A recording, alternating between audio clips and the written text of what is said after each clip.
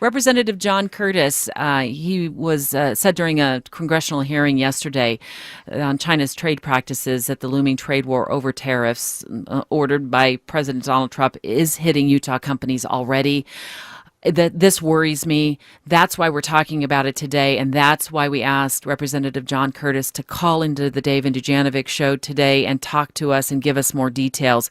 Good morning, Representative Curtis. Thanks for being with us. Oh, good morning. It's great to be with you. So give us the scoop. How is this trade war, the tariff talk already hitting us here at home? Before I do that, can I be the first one to wish the Lieutenant Governor a happy birthday 364 days in advance? You Thank missed you, it. Representative Curtis. I missed it yesterday, but I'm early for next year. All right, absolutely. On a serious note, it's hitting us in a pretty dramatic way, and has been for some weeks and even months. I hear almost on a daily basis from businesses, from farmers, from really all parts of life in Utah that this is it's a big deal. Where specifically do you think we're going to be feeling the pinch? Is it going to be on food? Is it going to be at when you're shopping for clothes? Where are we going to really start to feel it? Yeah, I don't think there's a space you won't. I don't think there's a product that you won't. It's far-reaching, and it's everything from those who sell agricultural products to people who buy and import steel. Think for a minute about any product that has steel in it or is used in some way, not just steel, it's aluminum. I mean, it is really everywhere you look. And one of the huge problems with what's happening is the uncertainty that it introduces. Even without tariffs being in place, people were struggling because if you're a manufacturer that relies on a raw product that could have a tariff imposed on it, how do you plan ahead? And how do your customers plan ahead to buy? And so it's already introduced this large amount of uncertainty into the marketplace that's very difficult for businesses to deal with. Representative, about 3 years ago, well, it was during the 2016 election, actually, so just a couple years ago, someone was asking me, Utah's economy is doing really well. What does the future look like? And the future looked very bright, but I said there's one thing. Both candidates at that time were talking about the possibility of doing away with some of our trade partnerships and the possibility of tariffs and trade wars.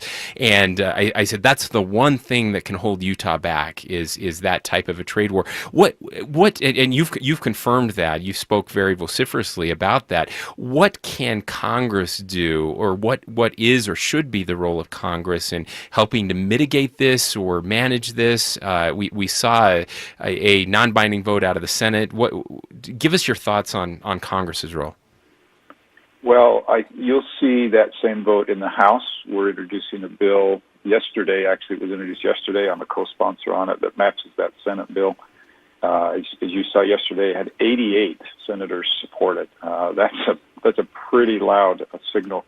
So that's one thing we can do is take back the responsibility that belongs to Congress on tariffs and rein that in. But the thing that I think is important to acknowledge is that President Trump didn't start this trade war with China.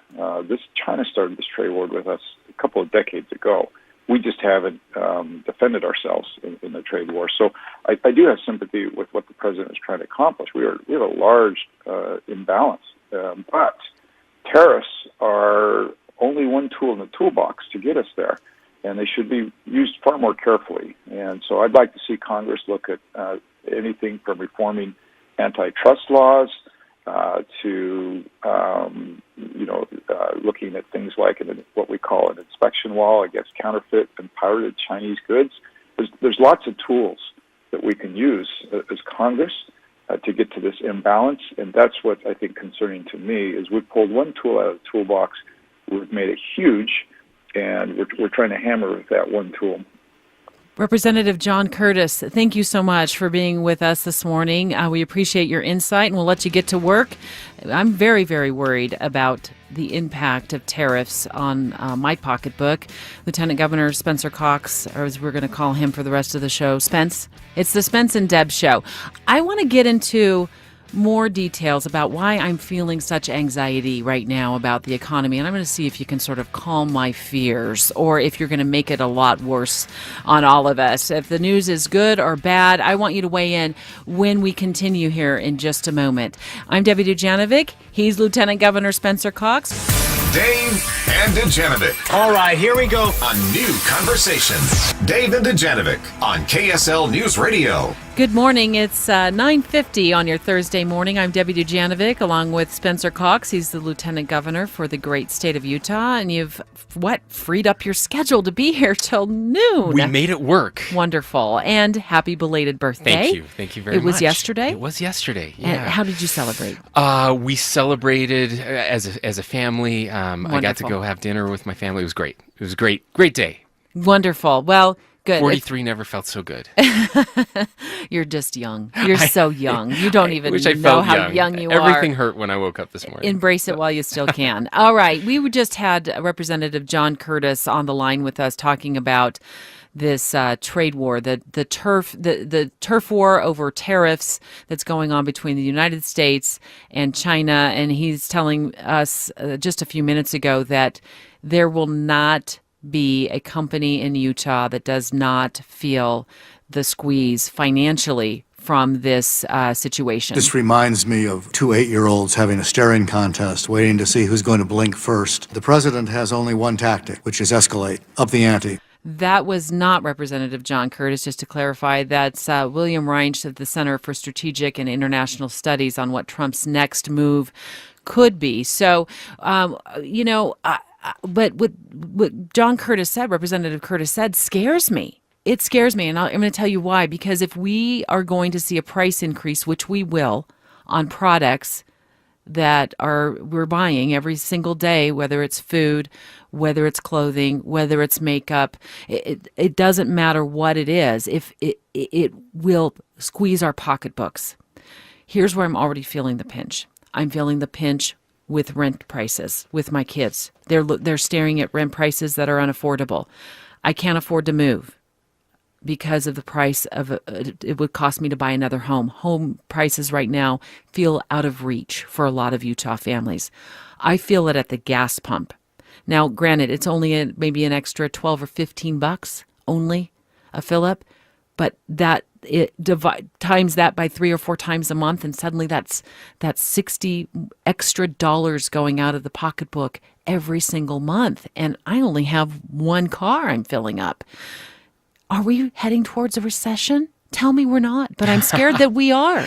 Well, if you know anything about economics, we're always headed towards a recession. I remember talking with Senator Bob Bennett back in, I think it was 2008, right when the Great Recession hit, and he had been talking to Alan Greenspan a year before that, and he said, Mr. Greenspan, have you found a way to defeat the business cycle? And he said, not to my knowledge. The business cycle is a real thing, and it happens. So we're always in this cycle of recession and post-recession and pre-recession. That being said, there are some concerning things happening right now. You mentioned the price escalation that we're seeing. The price of housing is unsustainable. The state of Utah housing prices increased 15% over last year. So in a 1-year span, 12 months, housing prices went up 15%. That's unsustainable. That feels like 2005 and 6. It feels a lot like 2005 and 2006. But the thing we didn't have in 2005 and 2006 were these trade wars. The escalation that we're seeing right now with President Trump and China and others, even the Canadians, and historically, that type of tariff has never worked. It never has. Now, maybe this time will be different. I don't know. Representative Curtis talked about we have other tools in the toolbox to help to deal with the China problem, and it is a problem. But I'm just very concerned about what that's going to do to the growth and the good times we're seeing here in the state of Utah. But I will, to give you something positive, though, economists here in the state of Utah will tell you what we're doing here is absolutely sustainable, but it's the national policies that are really holding us back, and I'm concerned. Because there's really not a lot we can do as Utahns about a company, for example, that's feeling the squeeze from additional taxes and tariffs that are placed on its goods that are coming into Utah. they're going to have to increase their prices. We are the ones, the consumers, that are going to have to pay at the end of the day when it go through the check stand. It is just going to cost us more. We pay the price, and Tariffs on China are a tax on Americans. That's just the way it works. It's maddening. It's mind-boggling. I'm scared for people who are just barely making it right now, and it's going to mean this: I'm not going to be able to put as much money in savings. I'm sliding towards retirement. Essentially, one day, I hope that's the goal, but that means I don't put as much in my 401k. I maybe am not as I'm more cautious at the store now, so I'm not putting as much money back into the economy. I'm not going out to dinner as much because I realize, you know what, that extra $60 a month that I'm putting out at the gas pump, I need to hold back on that now. I can't. I've got to make up for that somehow. So now I don't go enjoy a dinner once or twice a month. The impact, it's endless. It really is. The hope is that this is a negotiation tactic, and that we actually end up with better deals. And there's a small part of me that So you mean thinks I'm going through all this anxiety for maybe nothing? he can pull it off. Really? Potentially, that we're pawns in this bigger game that will end up being a benefit to Americans if we are able to get better trade deals with our trading partners. But I'm not sure. I'm not sure that that's going to happen. And what is the ultimate cost of this? How many jobs are lost? How many businesses have to close their doors? And that remains to be seen. But we're playing a game of chicken right now, and we'll see how it all turns out. Well, I've spoken about this many times on the program. I am the daughter of a small business owner. I grew up helping my dad in a foundry where we melted metal at 2,000 degrees in order to make things like putters for golfers. My dad made the MGM Lion that stands in front of the MGM Grand Hotel Really? in Las Vegas. He made the Olympic clock out here. These are the things that we did, but I will tell you what, it was just exasperating and heartbreaking when the cost of goods went up and we had to put more money out in order to make more product. And we really felt the pinch of things like this at the dinner table. As young children, my sister and I would remember we were lucky to get a hamburger sometimes because it was so tight at home.